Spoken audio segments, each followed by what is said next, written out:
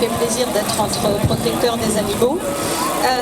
Moi j'ai un message à vous faire passer aujourd'hui très spécifiquement pour les lévriers martyrs d'Espagne.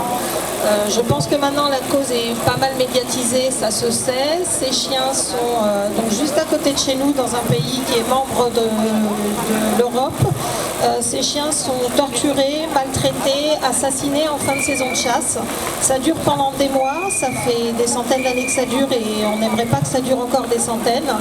Donc on a besoin de familles d'accueil, de familles adoptantes. Mais je sais pas parler dans le micro. Comment je mets le micro? Parle plus fort. Non, c'est bon. Je ne sais plus. On a besoin d'un vrai réseau humain d'entraide, c'est-à-dire qu'il ne s'agit pas juste de finances, bien sûr les finances c'est important, mais on a besoin de bénévoles qui veulent bien donner de leur temps, qui veulent bien accueillir un chien chez eux, que ce soit temporaire, quelques semaines, quelques mois. On a besoin de gens qui connaissent les chiens, qui soient capables de les réhabiliter socialement, qui soient capables de leur apprendre à être propres, à être après adoptés par des gens qui peut-être auront moins de compétences.